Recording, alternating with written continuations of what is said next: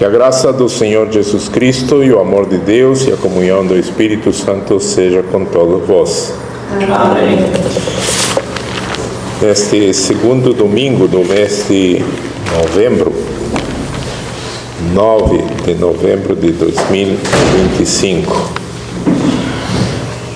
da passagem da epístola que temos lido, que é a segunda epístola de Paulo aos Tessalonicenses, capítulo 2, especificamente a primeira parte do versículo 7, porque já o mistério da injustiça opera. Quero centrar-me a partir dessa frase, já o mistério da injustiça opera. Isto foi escrito há quase 2000 anos atrás, Então, já na época de Paulo, ele está reconhecendo essa luta espiritual. O mistério da injustiça opera. E a palavra que aparece no grego é mysterion, com N final, mysterion. Essa é uma palavra transliterada, né? Assim como aparece no grego, assim passa para as línguas modernas. Mistério, em português, espanhol, né? Então, algo oculto, não revelado à razão humana, né? Algo que não é discernível pela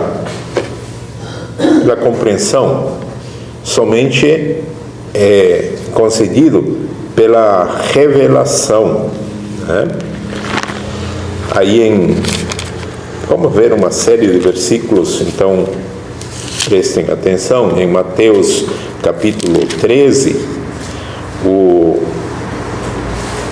Senhor Jesus respondeu a uma pergunta dos discípulos, no versículo 10, acercando-se dele, os discípulos disseram-lhe: por que lhes falas por parábolas? E a resposta do Senhor Jesus é bem clara no versículo 11 de Mateus 13. Ele, respondendo, disse-lhes: porque a vós é dado conhecer os mistérios do reino dos céus, mas a eles não lhes é dado. Essa passagem passa batida por muitos e acham que qualquer pessoa vai ter compreensão das coisas espirituais, né?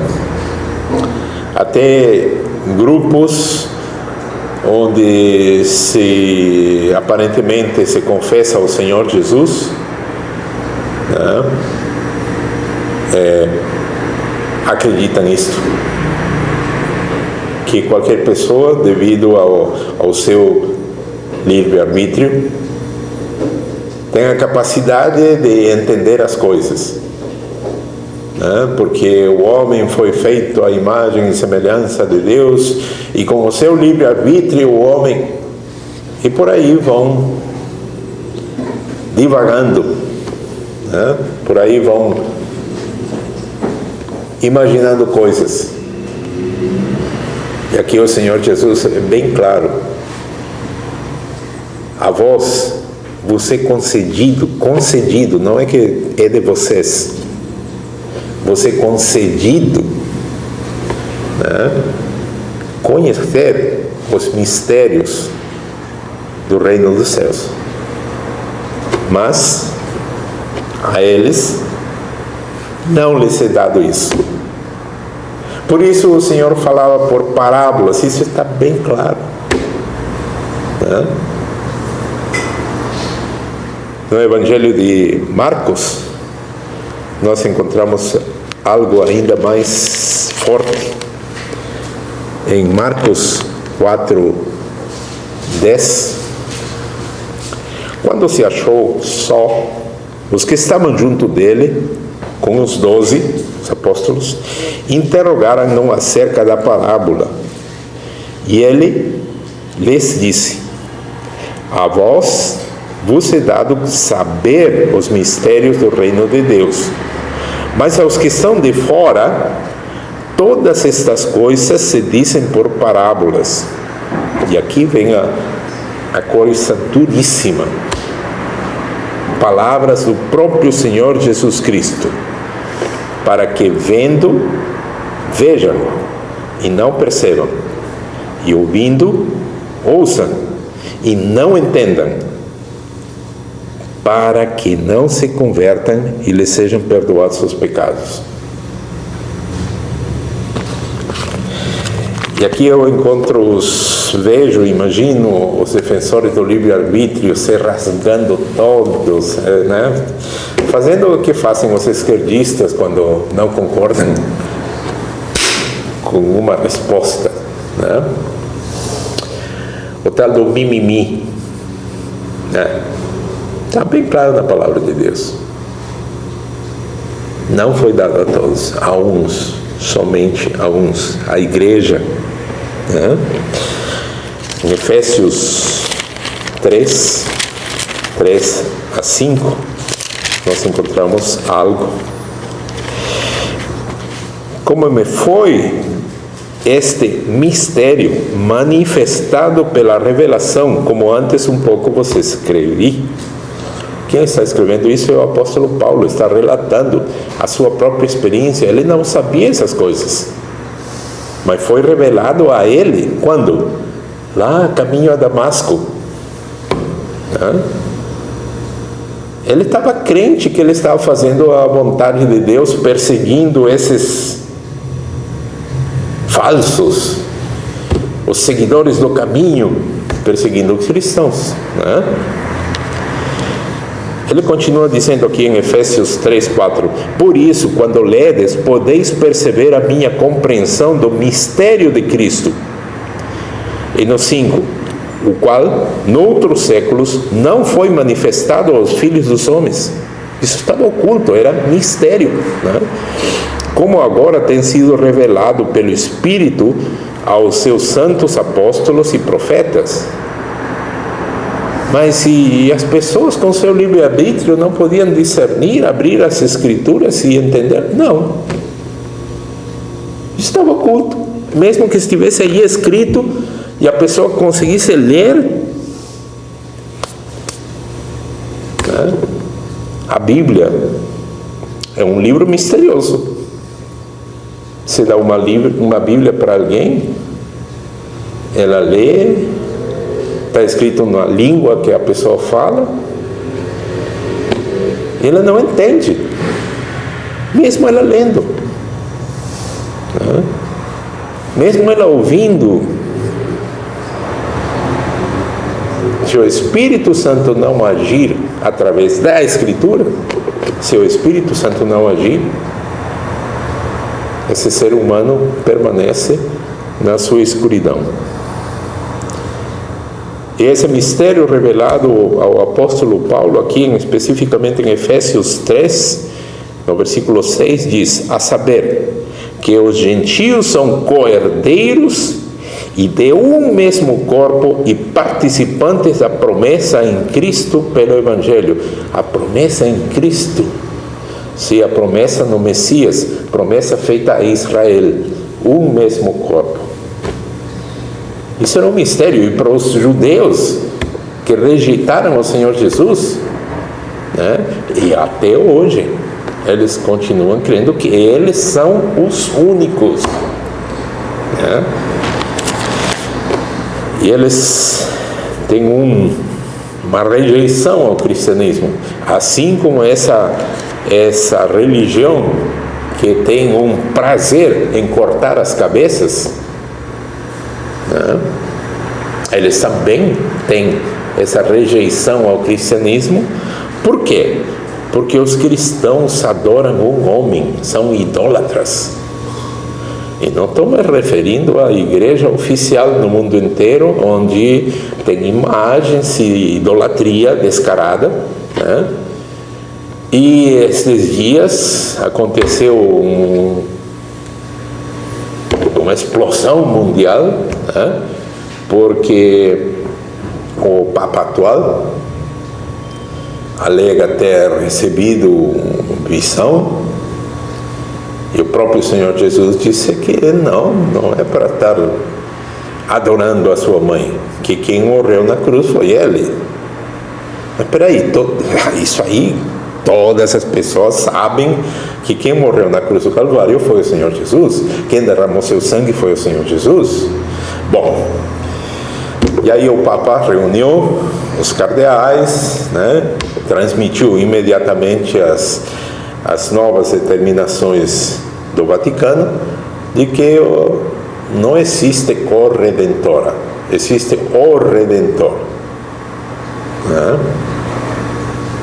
E isso causou um rebuliço mundial. Hoje de manhã recebi uma mensagem de um irmão, também luterano, chocado com isso. Depois eu fiquei pensando, mas por que essa simples afirmação do Papa causou tanto impacto? Para nós é como 2 mais 2, todo mundo sabe, é 4, e causou um impacto assim, né? Tão grande. Eu fiquei pensando que o impacto para nós foi há 508 anos. Nós somos herdeiros da Reforma. Saber todas essas coisas, esse ABC, começou há 508 anos atrás. E tem gente no mundo inteiro, como se fala, subindo nos tamancos, porque o Papa atual diz que não, é só Jesus o que salva. 2 mais 2 é 4, e causou todo esse rebuliço mundial. Né? E aí eu me lembrei também de que nós estamos num mundo em que rejeitam a verdade. A rejeição da verdade. Eu mencionei 2 religiões. As 2 religiões dos filhos de Abraão. Tá? Os filhos de Abraão. O mais velho, Ismael, tem a sua religião. E o filho da promessa, Isaac, também tem a sua religião. E os 2 negam. Eu até fiquei analisando a frase. É uma frase em árabe, escrita dentro da cúpula da mesquita Al-Aqsa, que está lá onde deveria estar o templo dos judeus. Lá está escrito que Alá não tem filho. Tá? Não tem filho. Que ele nem gerou, nem foi gerado. Certo, Deus não foi gerado. Não gerou. Nós, como cristãos, afirmamos no credo. Gerado. Antes de todos os mundos. Credo niceno. Né? Então, essas 2 religiões odeiam o cristianismo, porque nós afirmamos que o Senhor Jesus, Filho, miraculosamente gerado na Virgem Maria, ela não teve relação com homem nenhum, né? Foi gerado miraculosamente pelo Espírito Santo, é o Filho de Deus. Ponto. Essa é a nossa posição. Mas essa posição é terrivelmente combatida por essas 2 religiões, principalmente pela mais violenta e sanguinária, que é a religião dos filhos de Ismael, né? Os quais se regozijam cortando as cabeças. Eles têm prazer, eles se alegram cortando as cabeças. O mistério da iniquidade já opera, nos diz o apóstolo Paulo, há quase 2000 anos atrás. Mistério da iniquidade, da ilegalidade, está fora do que Deus estabeleceu, né? É uma rebelião contra a vontade de Deus.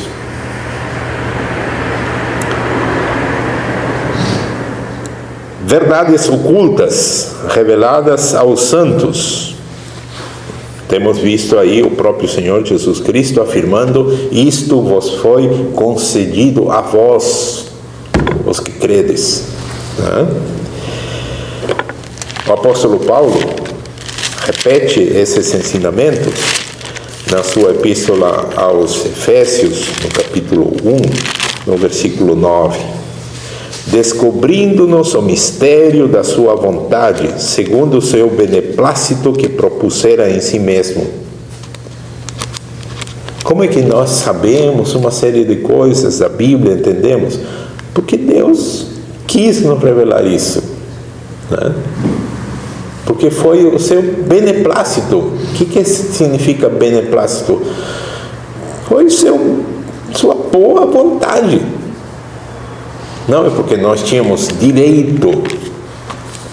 Nós nos apresentamos: eu exijo o meu direito de entender as coisas da Bíblia. Não. Isso é porque Deus quis. Teve misericórdia de cada um de nós e nos fez compreender pela ação do seu Espírito Santo. A mesma coisa o apóstolo Paulo repete em Colossenses 1:26. O mistério que esteve oculto desde todos os séculos e em todas as gerações e que agora foi manifestado aos seus santos. Aos santos, mas santos, não, lembrem, nós temos que tirar da ideia santo aquela coisa que a igreja oficial espalhou mundo afora. Nós temos que tirar essa ideia. A palavra santo em grego, no conceito hebraico, é simplesmente alguém que foi cortado e retirado e dedicado a alguém. Isso é santo. Então, o próprio nome igreja vem de uma deturpação do grego. Deturpação, sim, porque em grego se diz eclesia. E eclesia significa aqueles que foram chamados para fora. Então, se nós somos igreja, nós somos aqueles que fomos chamados para fora. Para fora de onde? De onde? Do mundo. Retirem-se do mundo. Vocês são santos. Vocês foram cortados, uma fatia, destinados para Deus. Isso é ser santo. Não é que não mata uma mosca, não é que não quebra os pratos. Quem é casado sabe o que acontece em casa, né? Sabe muito bem. Não é que tanto o homem e a mulher cristãos só vivem com as mãozinhas juntas e não matam uma mosca. A gente sabe os pegas terríveis às vezes que acontecem dentro de casa. Por quê? Porque a nossa natureza pecaminosa que nos leva a esses pegas.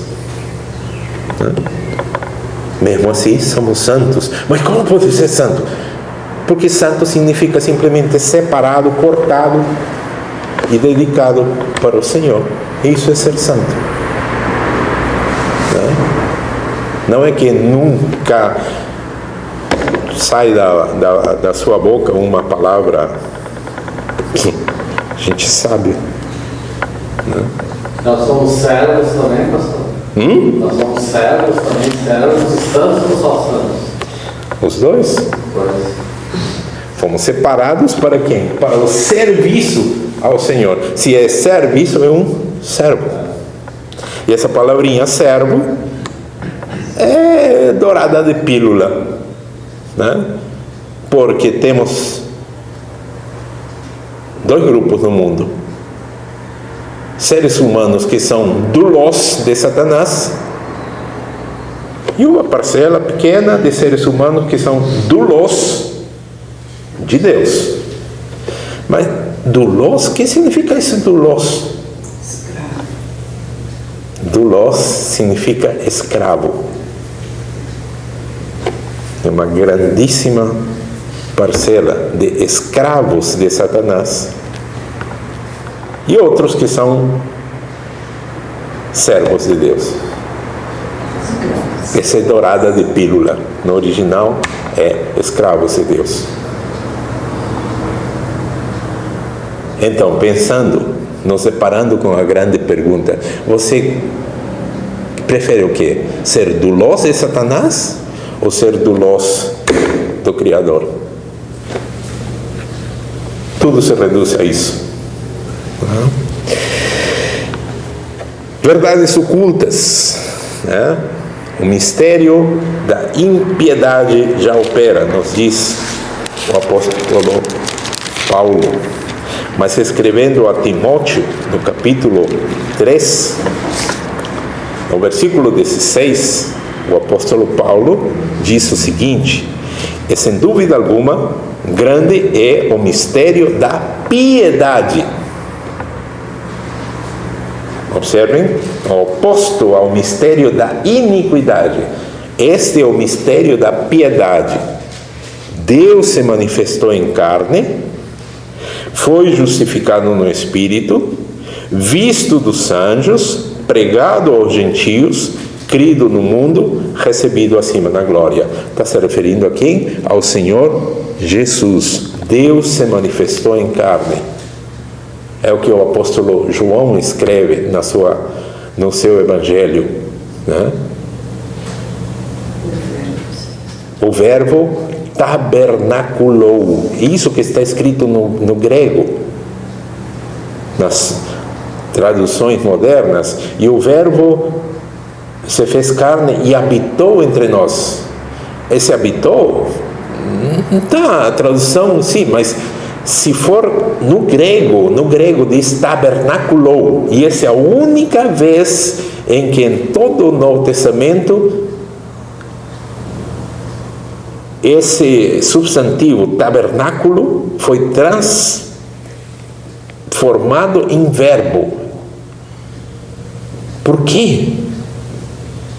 Porque não havia maneira de explicar. Porque habitou entre nós não é a tradução. Ele tabernaculou entre nós. Tem uma relação direta a uma das 7 moedim. Moedim, pastor, o que é moedim? Moedim é a palavra em plural no hebraico que significa festas. Deus estabeleceu 7 festas. Uma delas foi a festa dos tabernáculos, que são casinhas, né? Tendas, né? De acampar. É isso, a festa dos tabernáculos, né? E a segunda pessoa da Trindade se fez homem pelo poder do Espírito Santo na Virgem Maria e tabernaculou entre nós. 33 anos durou isso, né? Esse mistério da piedade que Paulo menciona aqui a Timóteo, né? Em contraposição a isso está o mistério da injustiça, da impiedade, da iniquidade, né? E que Paulo afirma já opera, né? É uma operação secreta, velada, oculta. De quem? De Satanás, conduzindo a humanidade à rebelião contra Deus, contra Cristo.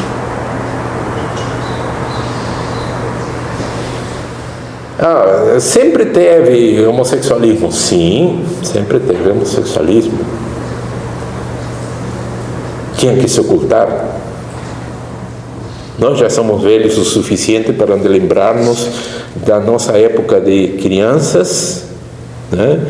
De pré-adolescentes, adolescentes, e nós lembramos, os fulanos tinham que se ocultar, e as fulanas também tinham que se ocultar, não podiam se expor publicamente. E hoje, de umas 2 décadas para cá, mundialmente é um orgulho. O orgulho de fazer as coisas contra a natureza. Orgulho de relacionamentos homem com homem, mulher com mulher, e fazem as suas paradas, as suas marchas. É orgulho para eles.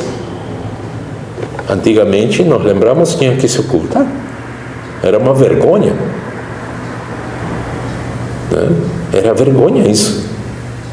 Praticavam porque queriam praticar, porque era a natureza pecaminosa. Mas essa natureza pecaminosa hoje impôs o orgulho. Quem está por detrás, metendo carvão, metendo pilha, como fala o gaúcho? É o próprio Satanás.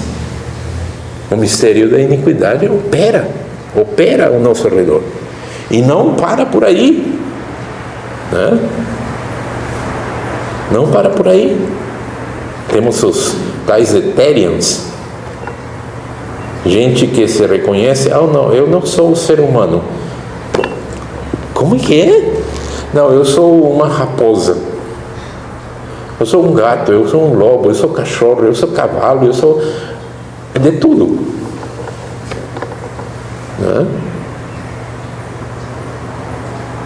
E aí daquele que dizer não, você não pode dizer não, você está ofendendo, o malvado é você se dizer não, você não é um cachorro, você é uma pessoa. Estou vendo aqui um rapaz, estou vendo aqui uma moça, você não é uma cadela. Aí disso, porque impressionantemente esse cachorro, essa cadela, essa raposa, o que for, vai lá e coloca uma denúncia. E quando cargas d'água, na antiguidade, um bicho podia colocar uma denúncia contra um ser humano.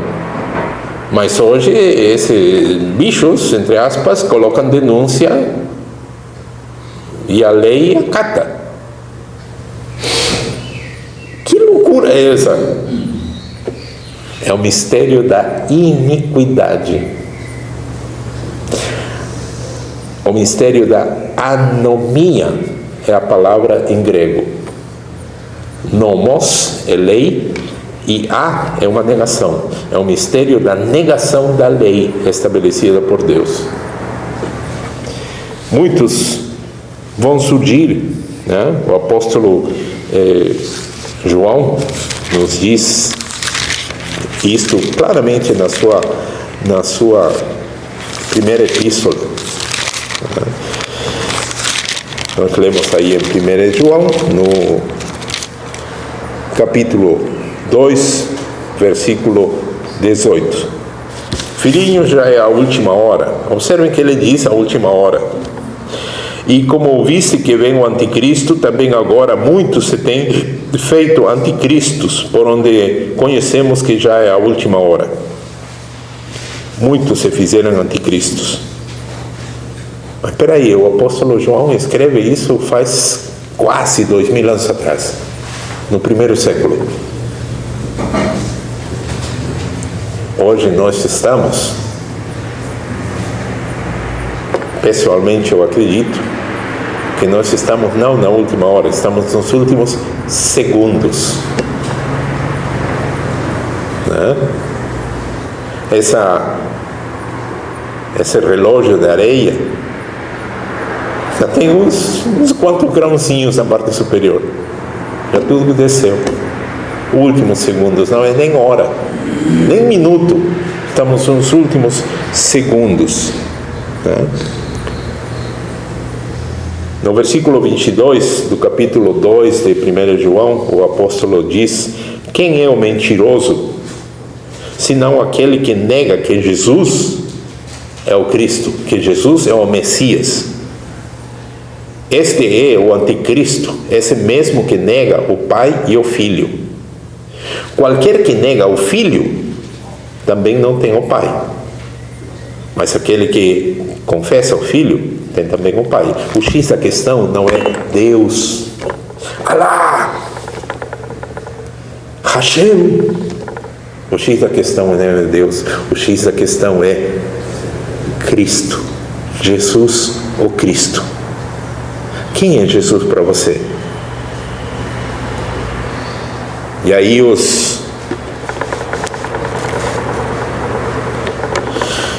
a religião da paz, entre aspas, não tem filho. E os que se dizem judeus e não são, mentem, são sinagoga de Satanás, repetem a mesma coisa. Não tem filho. Essa é a realidade que estamos ao nosso redor. O apóstolo nos fala uma e outra vez que acontecerá o desvio da fé.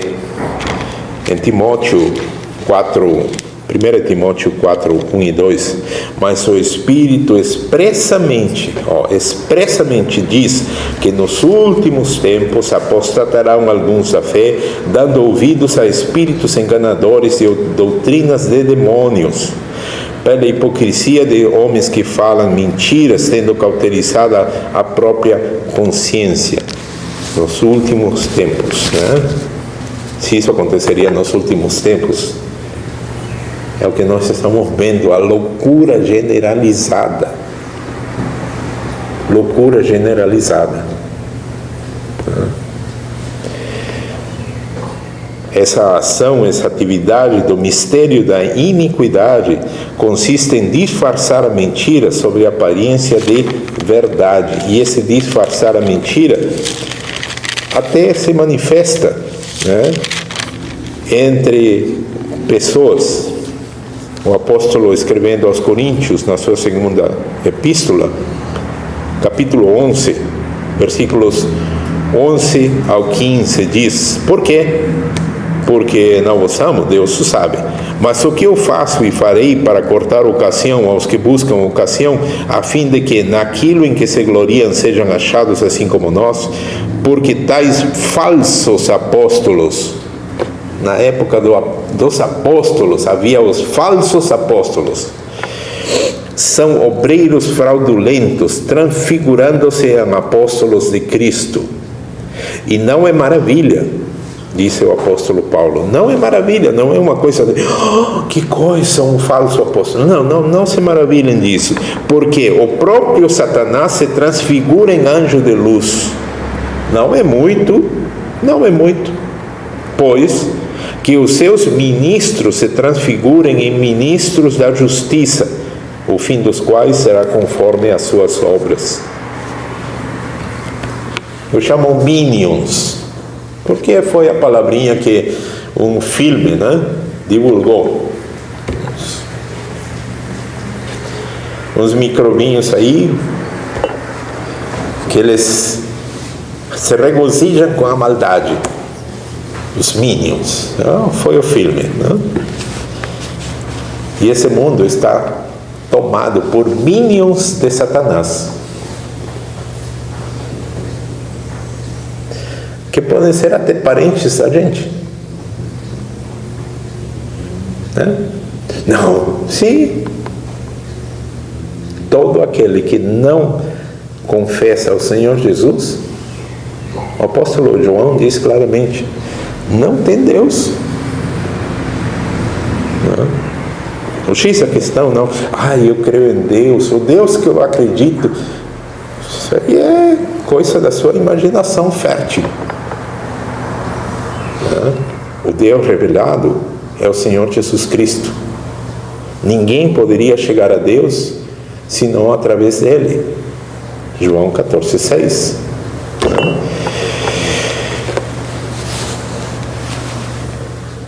Essa ação do mistério da iniquidade não aparece como um mal declarado, uma coisa cabeluda, espantosa, não. Ela aparece como algo tão bacana, tão cheio de purpurina, cheio de cores, colorido. justamente para atrair o maior número de pessoas do mundo. Embora esse mistério seja ativo no mundo espiritual, né, e que está em um avanço, se tornará visível quando o restritor seja retirado. Restritor? Tessalonicenses 2:7, segunda epístola. Porque já o mistério da iniquidade opera. Somente há um que agora resiste até que do meio seja retirado. Quem é aquele? O Espírito Santo. Né? Ele restringe a ação do mal nesse mundo. Tudo vai acabar quando o Senhor Jesus se manifeste. No versículo 8. Então será revelado o iníquo. Quando o Espírito Santo retire a sua atividade de freio de todo mal nesse mundo,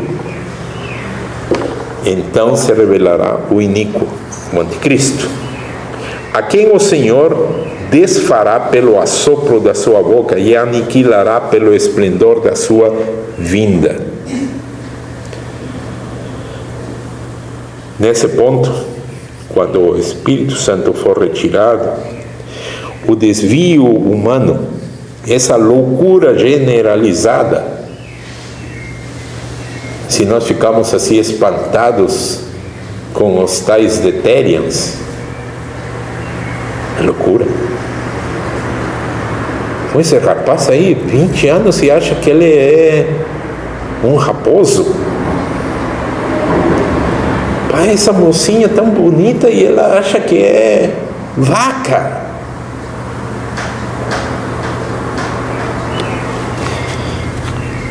Não é o clímax ainda. Quando o Espírito Santo for retirado, nós não temos nem ideia do fundo desse poço no qual a humanidade vai cair. Nós achamos essas coisas, pensar que não, os seres humanos que acham que são bichos, não, já é o cúmulo. Não, isso é só comecinho, né? O desvario humano atingirá o seu clímax quando o Espírito Santo não esteja mais restringindo o mal aqui, né? O que devemos fazer? A palavra nos diz vigiar. O Senhor Jesus nos disse bem claro: ninguém vos engane. Ninguém vos engane.